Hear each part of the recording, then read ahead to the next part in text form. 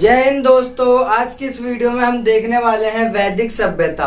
तो इससे पहले जो हमने सभ्यता देखी थी उसे लाइन से देख लेते हैं। सबसे पहले हमने कौन सी सभ्यता देखी थी? पाषाण वाली। बड़े बड़े पत्थरों का प्रयोग होता था। पाषाण को भी 3 हिस्सों में बांटा था, पुरा पाषाण, मध्य पाषाण और नवपाषाण। फिर उसके बाद जो सभ्यता आई थी ताम्र पाषाण सभ्यता, तांबे का प्रयोग होने लगा। फिर उसके बाद लोह युग, लोहे का प्रयोग होने लगा। फिर उसके बाद कांस्य युगीन हड़प्पा सभ्यता जिसे बोलते हैं, कांस्य का प्रयोग होने लगा। अब ये नई सभ्यता है वैदिक सभ्यता। इसमें लिखने पढ़ने का भी ज्ञान होने लगा। तो अब हम सबसे पहले वैदिक सभ्यता में क्या क्या पढ़ेंगे, ये इधर चार्ट बना हुआ है, ये सब हम टॉपिक क्लियर करेंगे। वैदिक सभ्यता में हम पढ़ने वाले हैं आर्यों का मूल निवास। क्या पढ़ने वाले हैं? आर्यों का मूल निवास स्थान और उनकी पहचान कहाँ हुई है।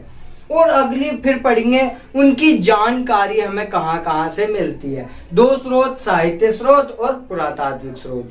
साहित्य स्रोत और पुरातात्विक। साहित्य स्रोत में हम 4 वेद पढ़ेंगे, कुछ उपवेद पढ़ेंगे और ब्राह्मण ग्रंथ, आरण्यक, ऐत्रेय ये सब पढ़ेंगे। उपनिषद ये सब पढ़ने वाले हैं। फिर पढ़ेंगे मूल निवास जो आर्य थे उनकी जनजातीय संघर्ष के बारे में पढ़ेंगे। और अगला टॉपिक होगा भौतिक जीवन और कबीला परिवार। फिर जनजातीय व्यवस्था, सामाजिक वर्गीकरण और ऋग्वेदिक देवताएं पढ़ेंगे। क्या क्या देवताएं थे, कौन कौन थे, ये पढ़ेंगे। सबसे पहले हम टॉपिक क्लियर करेंगे वैदिक सभ्यता थी क्या। वैदिक सभ्यता का कालखंड जो था वो था 1500 से 600 ईसा वर्ष पूर्व। 1500 से 600 ईसा वर्ष पूर्व बहुत लंबा कालखंड है। तो इसे आसान करने के लिए हमने आधा आधा बांट दिया। सबसे पहला कर दिया ऋग्वेदिक काल जो कि 1500 से 1000 ईसा वर्ष पूर्व है। ऋग्वेदिक काल कितना है? 1500 से 1000 ईसा वर्ष पूर्व है। और फिर दूसरा बांटा उत्तर वैदिक काल जो कि 1000 से 600 ईसा वर्ष पूर्व है। देखिए फ्रेंड्स, वैदिक सभ्यता में जो वैदिक है, वैदिक का शब्द वैद है। वैद आया है संस्कृत शब्द से। किससे है? संस्कृत शब्द से वैद आया है। वैद का अर्थ होता है ज्ञान। वैद का अर्थ क्या होता है? ज्ञान। ये देख लिया फ्रेंड्स। अब जो आर्य जो थे, आर्य भी संस्कृत भाषा से आया है जिसका अर्थ होता है श्रेष्ठ या कुलीन। आर्य का शब्द क्या होता है? श्रेष्ठ या कुलीन। जो ये आर्य थे ये एक बंदा नहीं था, ये एक भाषा समूह था। आर्य क्या था? एक भाषा समूह। आर्य एक भाषा समूह था। अब आर्य आए कहां से थे? भारत में तो थे नहीं, तो आए कहां से? क्योंकि भारत में इससे पहले कौन सी सभ्यता थी? हड़प्पा सभ्यता। वो तो नष्ट हो गई, बाढ़ आ गया था, अकाल पड़ गया था, भुखमरी ये सब आ गई थी, तो वो नष्ट हो गई। अब को क्या हुआ? अब आर्य जो आए भारत में थे नहीं, ये आए थे। कहां से आए थे? मध्य एशिया से। कहां से आए थे? आर्यों का भारत में आगमन मध्य एशिया से हुआ था, ये ऐसा मानना है। लेकिन अलग अलग विद्वानों ने अपनी अलग अलग डेफिनेशन दी, अलग अलग वो दिया शब्द कि आर्य कहां से आए, कहां से आए। तो हम ये देखेंगे मूल निवास क्या था। इनके मूल निवास को लेकर के बहुत सारी समस्याएं पैदा होती है। इसे कट कर दिया है। तो आर्यों का मूल निवास क्या था? ये अलग अलग विद्वानों ने अलग अलग बातें कही हैं, अलग अलग मूल निवास दिए हैं। सबसे पहला विद्वान बाल गंगाधर तिलक। सबसे पहला विद्वान बाल गंगाधर तिलक। बाल गंगाधर तिलक बोलते हैं कि आर्कटिक प्रदेश से आए हैं। कहां से आए? आर्कटिक प्रदेश से। बाल गंगाधर तिलक आर्कटिक प्रदेश। बाल गंगाधर तिलक आर्कटिक प्रदेश। दयानंद सरस्वती। दयानंद सरस्वती क्या बोलते हैं? तिब्बती से। दयानंद सरस्वती तिब्बती। आर्कटिक प्रदेश बाल गंगाधर तिलक। संपूर्णानंद सिन्हा। संपूर्णानंद बोलते हैं, संपूर्णानंद जी बोलते हैं आल्पस पर्वत से आए। कहां से आए? आल्पस पर्वत से। संपूर्णानंद क्या बोलते हैं कि ये आल्पस पर्वत से आए हैं। और दयानंद सरस्वती क्या बोलते हैं कि ये कहां से आए? तिब्बती क्षेत्र से। अविनाश चंद्र जी कहते हैं सप्त सेंधव प्रदेश से आए हैं, 7 सिंधु प्रदेश से आए हैं। कौन बोलता है? ये बोलता है अविनाश चंद्र। कौन बोलता है? अविनाश चंद्र। क्या बोलते हैं? सप्त सेंधव प्रदेश से। क्या बोलते हैं? सप्त सेंधव प्रदेश से आए हैं। गंगानाथ झा बोलते हैं ये महर्षि प्रदेश से आए हैं। गंगानाथ झा क्या बोलते हैं? ये महर्षि प्रदेश से आए हैं। गंगा और यमुना के दोआब से आए हैं। कहां से आए? गंगा यमुना के दोआब यानी कि महर्षि प्रदेश से आए हैं। DS त्रिवेदी। त्रिवेदी, वेदी है ना, तो ये बोलता है त्रिवेदी की ये वेदिका प्रदेश से आए हैं। कहां से आए? वेदिका प्रदेश से आए हैं। विलियम जोन्स जी बोलते हैं ये यूरोप से आए हैं। विलियम जोन्स क्या बोलते हैं? ये यूरोप से आए हैं। डी कल्ला कहते हैं कि ये कश्मीर, कहां से कल्ला, कहां से कश्मीर। डी कल्ला जी बोलते हैं कश्मीर से आए, हिमालय क्षेत्र से आए हैं। मैक्स मूलर, सर्वमान्य वो जो है ये है मैक्स मूलर, ये कहते हैं मध्य एशिया से आए हैं, यानी कि बैक्टीरिया प्रदेश से आए हैं। हमने देख लिया फ्रेंड्स, क्या क्या देखा? वैदिक सभ्यता 1500 से 600। वैदिक सभ्यता को कितने हिस्सों में बांटा? 2 हिस्सों में। कौन कौन से? एक ऋग्वेदिक और एक उत्तर वैदिक। ऋग्वेदिक का कालखंड 1500 से 1000, उत्तर वैदिक का 1000 से 600 ईसा वर्ष पूर्व। ऋग्वेदिक जो वैदिक है वो किस सब भाषा से बना है? संस्कृत। संस्कृत भाषा के वैद शब्द से। वैद का अर्थ होता है ज्ञान। आर्य जो है ये एक भाषा समूह है। आर्य क्या है? एक भाषा समूह है। इनकी मूल भाषा संस्कृत थी। संस्कृत भाषा में आर्य को श्रेष्ठ बोलते हैं या कुलीन बोलते हैं। और इनका मूल निवास क्या है? मध्य एशिया। कौन बोलते हैं? Max Muller. कौन बोलते हैं? Max Muller. बाकी ये नोट कर लो, बहुत ही इंपॉर्टेंट है। बाल गंगाधर तिलक, ये आर्कटिक प्रदेश से कहते हैं। दयाराम सरस्वती बोलते हैं तिब्बती से। संपूर्णानंद बोलते हैं आल्पस पर्वत। अविनाश बोलते हैं सप्त सैंधव। गंगानाथ झा बोलते हैं महर्षि, यानी कि गंगा यमुना दोआब। त्रिवेदी बोलते हैं वैदिका प्रदेश। William Jones Europe. D Kalla Kashmir व हिमालय। मैक्स मूलर मध्य एशिया में बैक्टीरिया। इसकी स्क्रीनशॉट खींच लीजिए।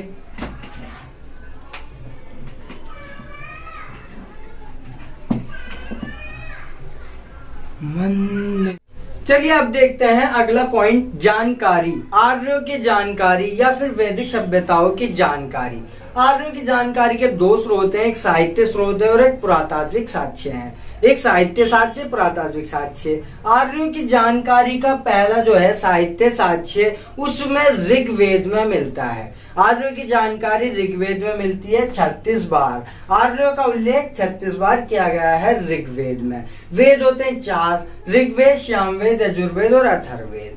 इन वेदों के ऊपर अलग से सेपरेट वीडियो बनेगी, पूरा डिटेल में समझाया जाएगा, तो ये अभी नहीं देखते। अभी हम देख लेते हैं बस ऋग्वेद में आर्यों के उल्लेख कितनी बार है? 36 बार। ऋग्वेद 10 मंडल होते हैं, 1028 मंत्र होते हैं, सूक्त होते हैं। 3 पार्ट में बांटा है, साकल, बालकिल्य और वास्कल। साकल में 1017 मंत्र है, बालकिल्य में 11 और वास्कल में 56।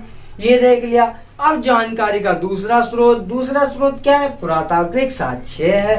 पुरातात्विक साक्ष्य में बोगस कोई अभिलेख। पुरातात्विक साक्ष्य में बोगस कोई अभिलेख। बोगज कोई अभिलेख में भी क्या मिला है? हमें 4 देवताओं के नाम मिले हैं, इंद्र, वरुण, मित्र, नासत्य। जो नासत्य है, अग्नि की जगह पर नासत्य का प्रयोग हुआ है।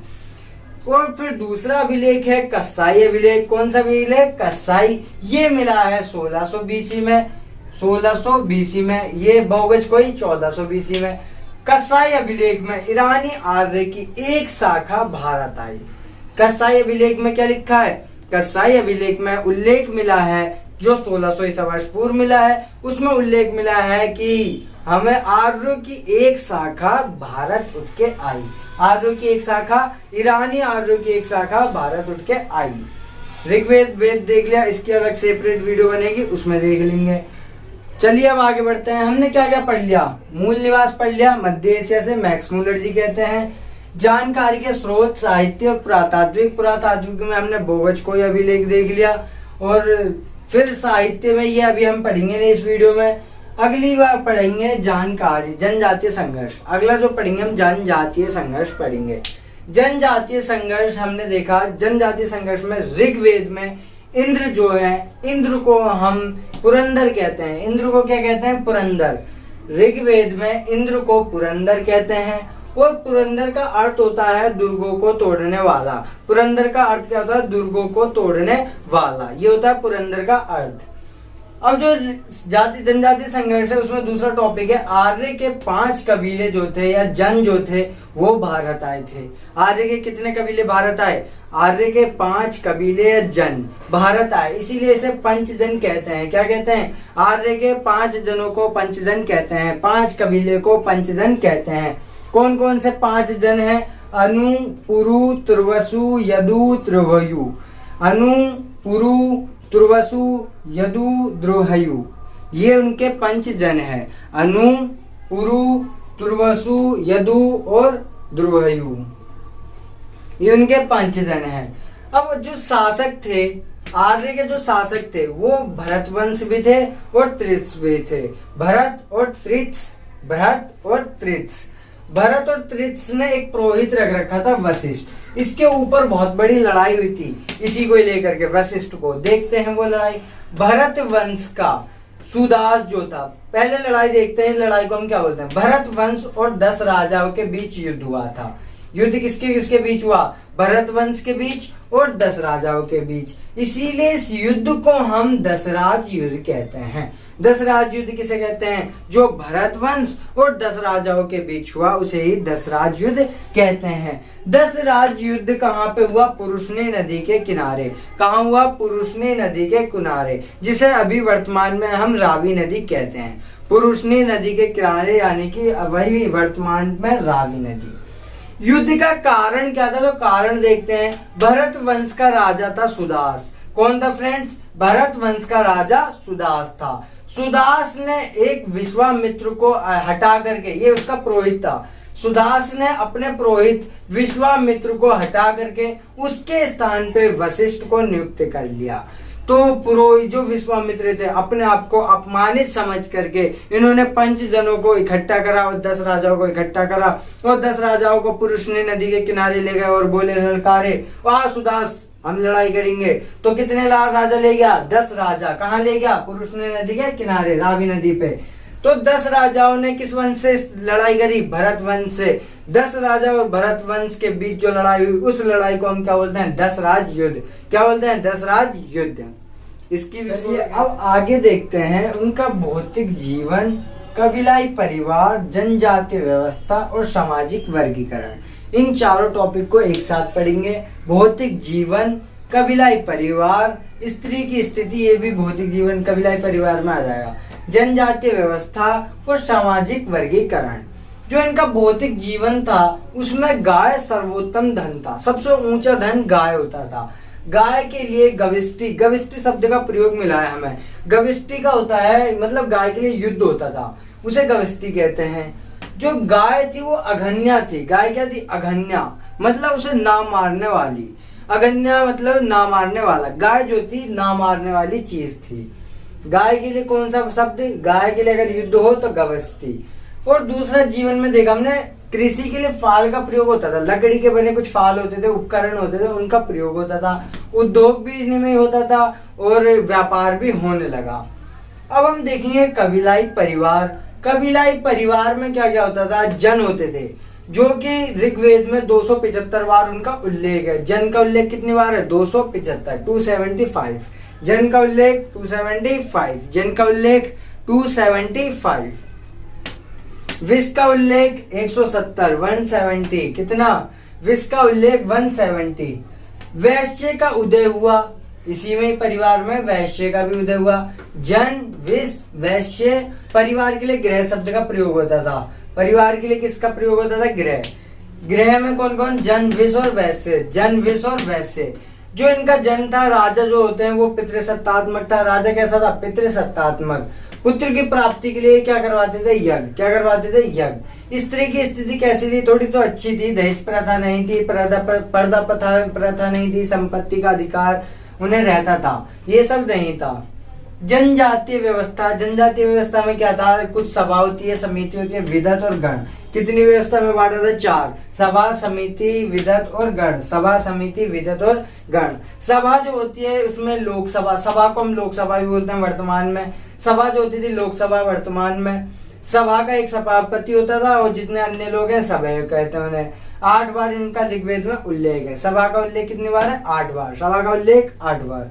सभा को अभी वर्तमान में क्या बोलते हैं? लोकसभा। वर्तमान में लोकसभा। सभा का अध्यक्ष सभापति, सभा का अध्यक्ष सभापति। सभा के अन्य लोग सभा, और कितनी बार उल्लेख? 8 बार।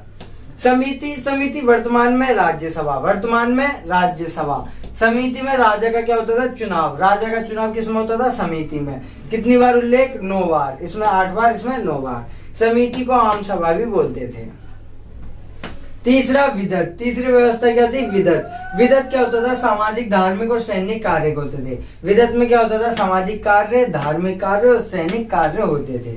इनमें सैन्यों को लूटकर, सैन्य जो भी लूटता था उनका बंटवारा विदत में होता था। सेना जो जो लूटती थी, जिस पे भी कब्जा कर लेती थी, उसका बंटवारा कहाँ होता था? विदत में। कितनी बार उल्लेख? 122 बार। कितनी बार उल्लेख? 122 बार। 122 बार इसका उल्लेख है। इसमें कौन रहता था? वृहद विद्वान लोग रहते थे। बुढ़े लोग या फिर विद्वान लोग रहते थे। कहाँ? विदत में। गण, गण मतलब होता था कुलीन। कुलीन सभा होती थी। गण का क्या होता है? कुलीन सभा होती थी। पुरोहित लोग होते थे, सेनानी होते थे, पुरब होते थे जो कि किले की रखवाली के लिए रखते हैं पुरब।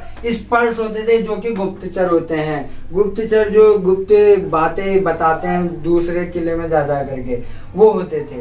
सामाजिक वर्गीकरण हमने देखा, 4 व्यवस्था आई थी। 4 व्यवस्था, जो 4 व्यवस्था थी, चतुर्वर्णीय व्यवस्था ऐसी बोलते हैं उसे। ये ऋग्वेद के 10वें मंडल में दिखी है। कौन से मंडल में? 10वें मंडल में, जो कि एंड में जुड़ा है। 10वां मंडल। 4 व्यवस्था, ये 4 जो वर्ण है, अगर हम इसमें देखें बुक में तो योद्धा, पुरोहित, सामान्य लोग और शूद्र था। वैसे अगर ब्राह्मण ग्रंथ में देखें तो 4 वर्ण कौन कौन से होते हैं? पहला होता है ब्राह्मण, दूसरा क्षत्रिय, वैश्य, शूद्र। ये 4 वर्ण होते हैं। चलिए वीडियो यहीं पे समाप्त कर दी जाती है।